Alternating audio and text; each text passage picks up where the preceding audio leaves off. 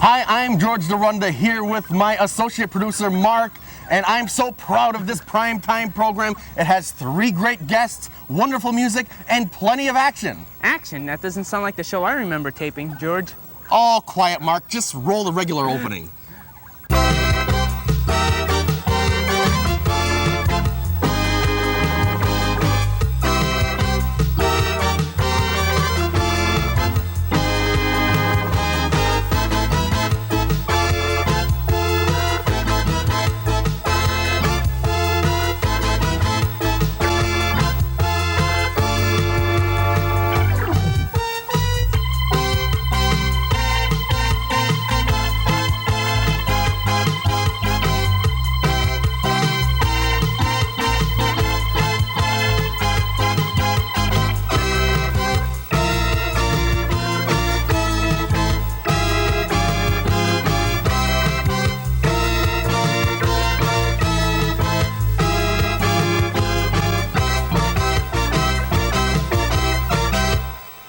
Hi, I'm George Derunda, and welcome to Primetime. And what a power-packed show we have for you today. Coming up on the program, we have radio personalities CHET and Mary Lou Dragon.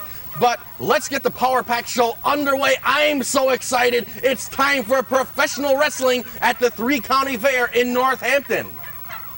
My first guest is one of the true wrestling legends. He wrestled professionally for over 30 years. He now runs a wrestling school and promotes wrestling. He is Walter Killer Kowalski. Yes, Walter. Welcome to George, Primetime. Thank you very much. It's a pleasure to have you here. Thank you. Well, just with that introduction, over 30 years, baloney. I'm not that old. You know, I still walk without a cane. Well, my profession, my whole career, from the time I first started, went to wrestling school, the whole schmear, was only 27 years. 27 years. I started in 06. Started when you were 6. Yeah, you were big for your age. You started professionally at 6? Yes, I was tall for my age. In fact, my folks said, gee, why don't you do something with this? A big, young, sloppy kid. So they took me to wrestling school. Wrestling school, went there for a couple of years. And by that time I was 8 years old. I was a pretty big guy. And I was kind of skinny though. I didn't put on weight. I was 205 when I was born. Very difficult for my mother. Oh, I can imagine. Slowly I put on weight. By the time I was 20 years old, I was weighing 245, 250. And I slowly put on weight, more weight. I got up to 275. That was my regular wrestling weight. Like today, 275 is really not that much weight because you see all these guys, the steroid freaks, you know. And 300-400 pounds. I was in pretty good shape though. Of course, you were always in good shape. I did all without steroids too. I did drink. At first I started drinking milk. And later on, I made a total commitment to professional wrestling. I studied, I read, and one of the things that really impressed me in 1954, British Empire Games in British Columbia, in Canada, Vancouver. There are 2 runners in there. One was Roger Bannister, the other was John Landy. The first 2 men in history to break the 4-minute mile barrier. Before it was untouchable, it was unbreakable, they thought. And interviewing they both went under 4 minutes. Interviewing these gentlemen after and asked them, what do you attribute your tremendous endurance, great power, to go that mile under 4 minutes? Roger Bannister, who won, said, I'm a vegetarian. I become a vegetarian overnight. That moment, then I said, I'm going to become a vegetarian. If their endurance can increase to such an extent, I'll see if I can do it without running.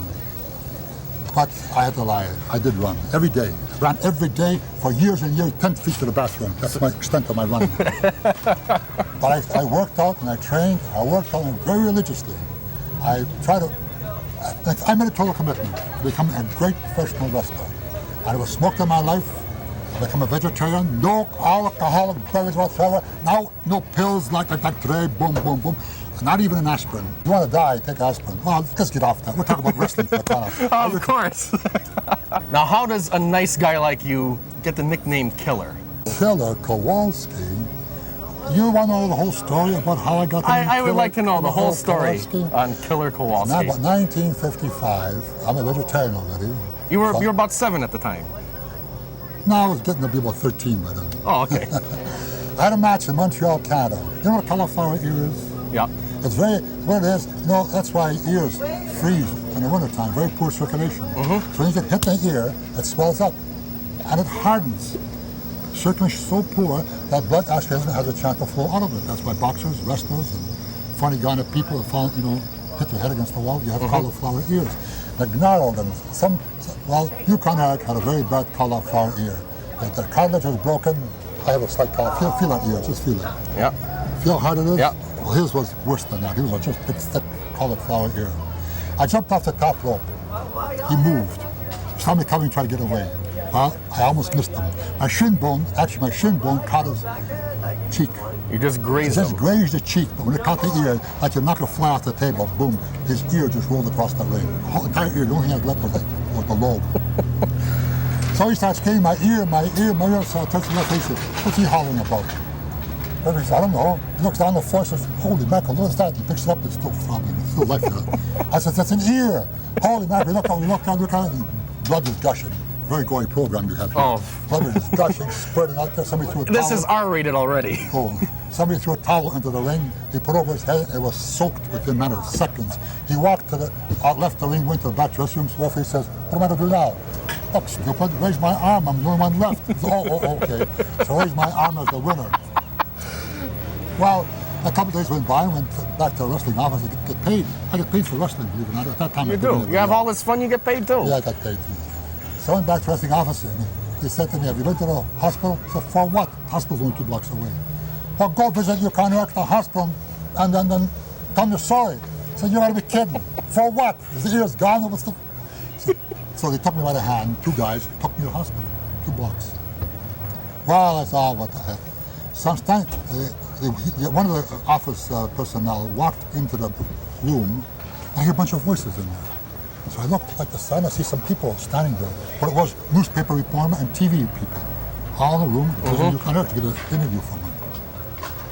And so he said, come on in, Kowalski's out here, the guy from the office. Come on in. And I was getting embarrassed. So I walked in, just stood in the doorway, looked across the room. Here's this, now Yukon was 6'5", big guy. What about 290? All upper body hit, huge barrel chest, big head, no ear. No ear. And he's all bandaged up, and he's sitting up in bed in this little tiny cot, it looked like, and he's all bandaged up, and looked across the room. Looked like an elephant was going. So I started smiling. He looked over at me and he smiled back. So I started laughing. He laughed, and I goes, and he started laughing. So I goes, and I went like that and walked out. Next day, newspapers came out, a headline on the sport page. Killer Kowalski visits Yukon Eric in a hospital and laughs at him, which is true. Then, when he got out of the hospital, he had a big match, big return match. Yukon Eric and I. Montreal Forum is sold out. I walk in the ring first. People start jeering me, screaming at me, you're a monster, you're an animal, you're nothing but a killer. That was it. So from that time on, I became Killer Kowalski. And everywhere, all over the newspaper articles, magazine articles, Killer Kowalski. That's what it is. That's how I got my name. And the legend continues. Still here. That's Killer Kowalski. And how has wrestling changed from your early days to what we see on television today? What has changed today now that people want to see more of the hype, less of the wrestling. They do not want to see guys going out there and showing their skill, their talent as professional wrestlers. They want to see guys jumping around, picking their noses, scratching their butts, and just making fools of themselves. That's what the people want. That's what draws the people pack the arenas and give it to them. The bottom line is money. Right? That's right. That's the bottom line. If that's the people are screaming and wanting, give exactly to them. NWA, Turner, all his men there do wrestle. And they're trying to re-educate the people to the style of what wrestling is really like. I don't know how much success they're having, but WWF, no way. They want to see the jumping around, the screaming, more choreography than wrestling. More whatever it is, but less wrestling. And actually, WWF is outdrawing NWA. So that's what the people want.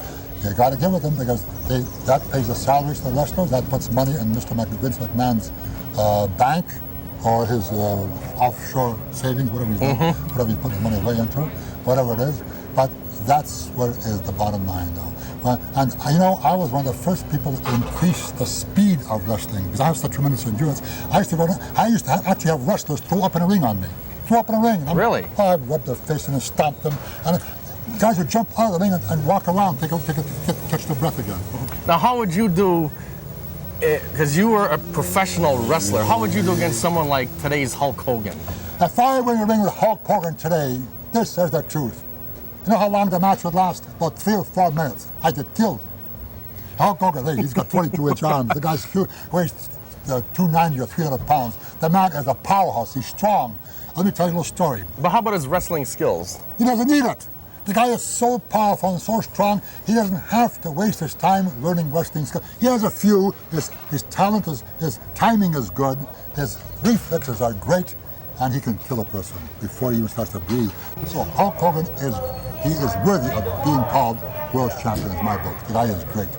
Now, when they run one of these WrestleMania deals where they bring in $50 million in one day, do the wrestlers really benefit from that, or does most of this money go to the promoter? Most of the money goes to the promoter. All the stuff they see on TV and everything like that, the wrestlers, they get pennies. That's why they keep them hungry, so they can't go anywhere. That's the whole secret in professional wrestling. Keep the wrestler hungry, and you'll keep them around. That's the whole thing. You think the wrestlers are living in million-dollar mansions? No, the promoters are. The wrestlers are living in rental homes and things like that. Hey, don't let anybody kid you. The promoters make the big money, and they're putting it in their pocket and they're keeping it. So the wrestlers don't really benefit whether it's a WrestleMania or if they're wrestling here at the Three County Fair. If they're wrestling Three County Fair, well, they might get a little bit paid more. I see you treat your guys good. Oh, yeah. See, they might only get $34. I give my guys $35 for wrestling. Not more than that. Just a bit more. Now you have your wrestling school. What kinds of things do you teach your students? All the holes there are, I can teach them to in about 7 months. It doesn't take you 5 years to learn what to do with them. You go to college to learn it, you get a degree. It's going to take you 4 years, and even you go out in the business, and after that, it's going to take you another couple of years so you can get the hang of it, of what you've learned, to put it to use. All the way, same thing at the school.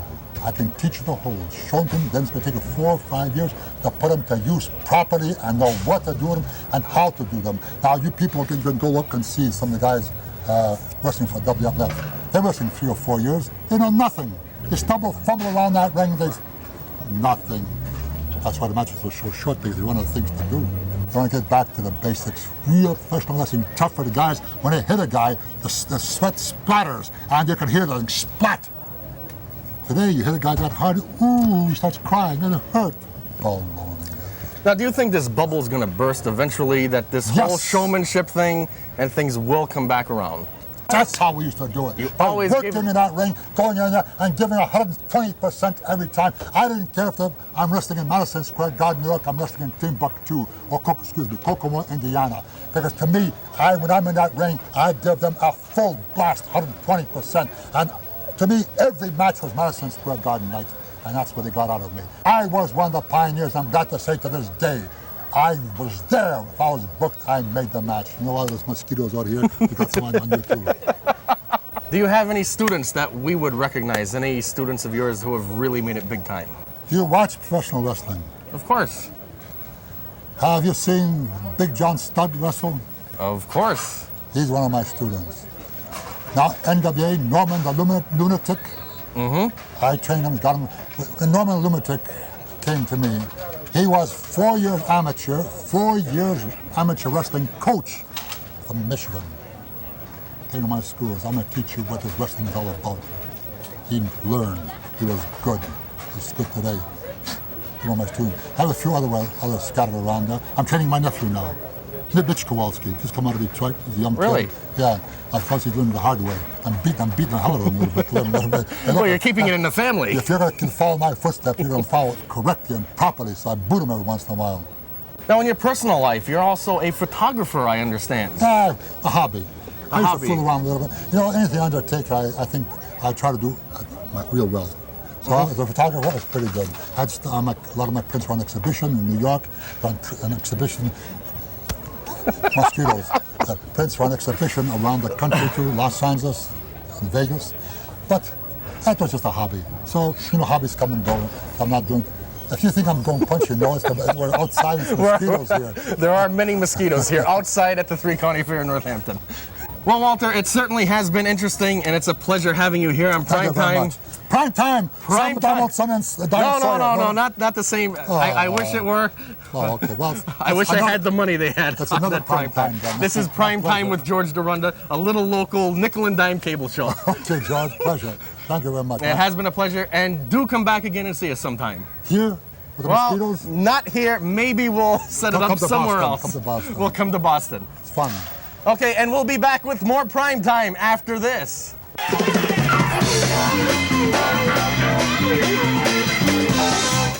Every drunk driver who killed somebody thought he could handle his liquor. But liquor affects coordination, reflexes, and judgment, and you're no exception. I know you heard all the arguments before about risking arrest, imprisonment, loss of your license. But there's just one thing I want to get across to you.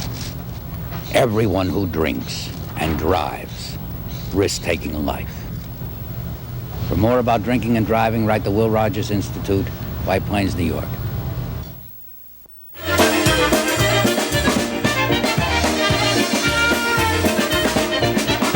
Hi, and welcome back to Prime Time. You know, if you watch Prime Time on a regular basis, well, it probably means that you need to get a personal life or hobbies of some kind. But it could also mean that you enjoy our regular musical guests. And today's show is no exception because we have some people who have been hosting a radio show here at WREB in Holyoke for almost 20 years. They are Chet and Mary Lou Dragon. Well, Chet and Mary Lou, welcome to Prime Time. Well, George, it's certainly a pleasure to be here.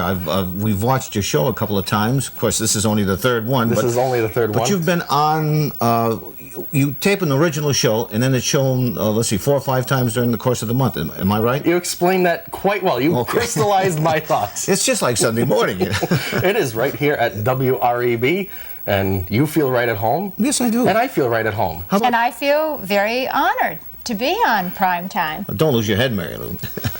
And how did you first get started here in broadcasting at this fine establishment of WREB? Well, it's kind of a strange situation. We got a call to do some broadcasting, and excuse me, Mary Lou and I had never broadcasted before. In fact, tell them what you thought, Mary Lou. Well, I decided it was a great idea if I could stay in the background, and then maybe Chet could do the show alone, but they wanted a husband and wife team, so here we are, and I think I like it even more than Chet.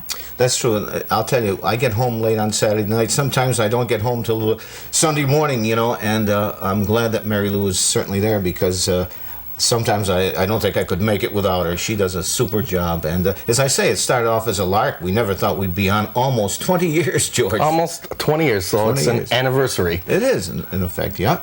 And we do enjoy it. It doesn't make any difference if it's snowing out or sleeting. We haven't missed a show yet. Of course, the times that we can't be here, either Brother Walter will do the show or we tape it. As you know, you've engineered some of the shows for us. Several times. Yes, and you've been our guest several times, too. But don't forget that Walter's wife, Emily, helps him do the show, too. I noticed that. So it's a husband and wife team no matter who does the show. That's it.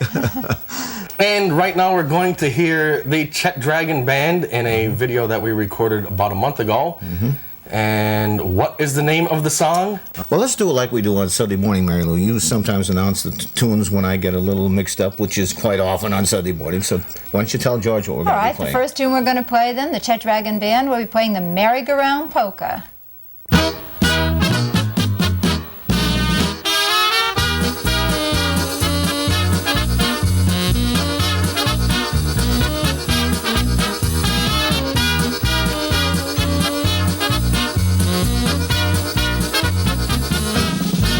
I like to catch brass rings on the merry-go-round. The merry-go-round, oh, the merry-go-round. I've been this way since I was a kiddie of 3. That's when I started living dangerously. I used to like to ride on the craziest horse, one that went up and down. Is it any wonder then I so often get the yen to go riding the merry-go-round? Around and around you go. Around and around you go. What a thrill when the band begins to play. For a dime you can ride your blues away. Around and around you go. Around and around you go. When your sweetie in the rear says you ride like Paul Revere, it's the merry-go-round.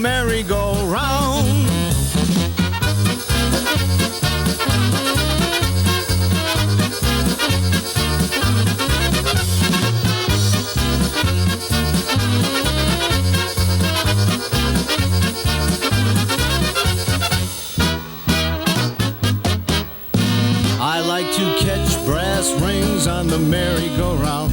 The merry-go-round, hey, the merry-go-round. I've been this way since I was a kiddie of 3. That's when I started living dangerously. I used to like to ride on the craziest horse, one that went up and down. Is it any wonder then I so often get the yen to go riding the merry-go-round? Around and around you go. Around and around you go. What a thrill when the band begins to play. For a dime you can ride your blues away. Around and around you go. Around and around you go. When you're bobbing up and down, you're as happy as a clown on the merry-go-round.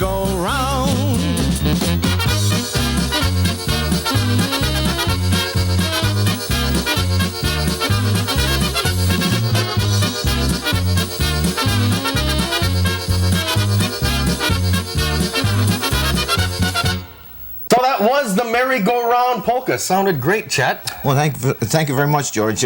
We have a lot of fun. We've recorded I'd say about 7 albums. 7 albums. Our latest 2 have been with the top polka band in the country, Jimmy Sturr. He has a record company, as you know, the Star Record Company, and we're looking forward to doing another one. We have our arranger that arranges tunes. If he would get on the ball soon, maybe he would get the next And he's record. Called Ken Morey the Lone Arranger. The Lone Arranger. I nicknamed him that, because he works by himself and he arranges, so therefore the Lone Arranger. And he does it alone.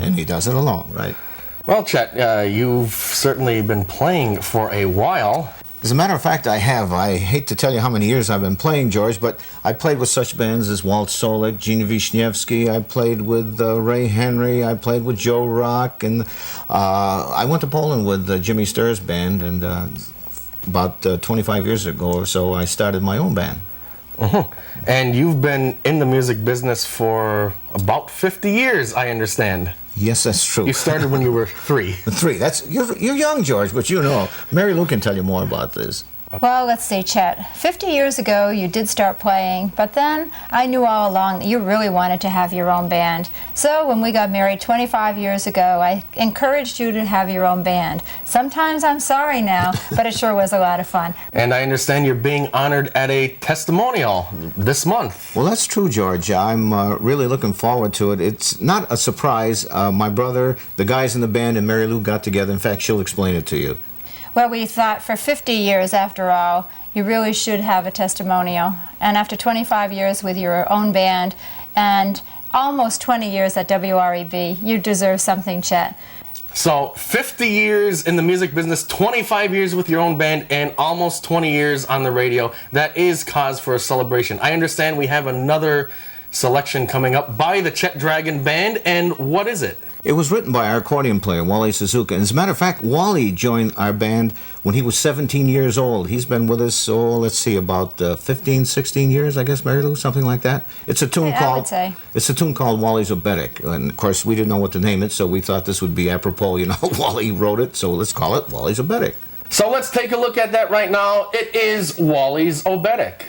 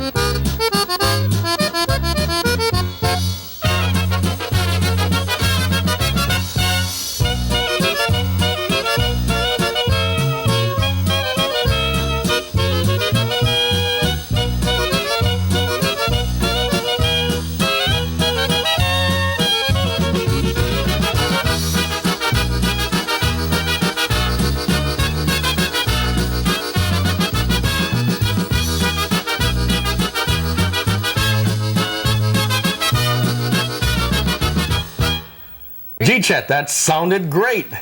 Well, it was a good record company. It still is, as a matter of fact. We record for the Star Record people, as I mentioned earlier. Jimmy Sturr owns the company, and of course, when he records with 10 people, we record with 5 and 6. It makes a big difference, but he does a good job for us. He certainly does. And I want to thank you and Mary Lou for being my guests here on Primetime.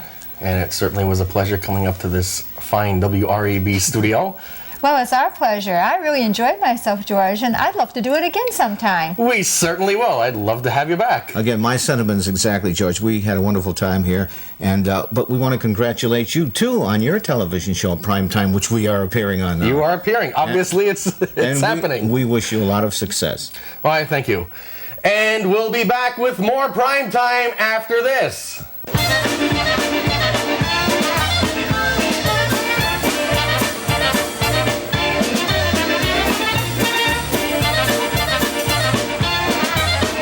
Take the classics home tonight.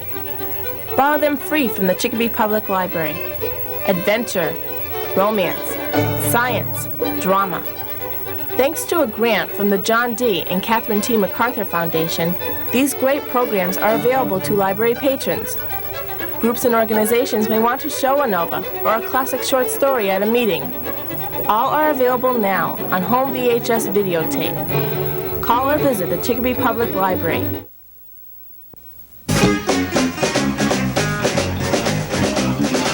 Yes, welcome back to Primetime, and as I can see on my nice Rolex here, we're just about out of time. But I'd like to thank all my guests, Chet and Mary Lou Dragon, along with wrestling legend Killer Kowalski, and I'd also like to thank the people here at the Bennett Turkey Farm. I'm going to pick up my turkey just as soon as we're through here.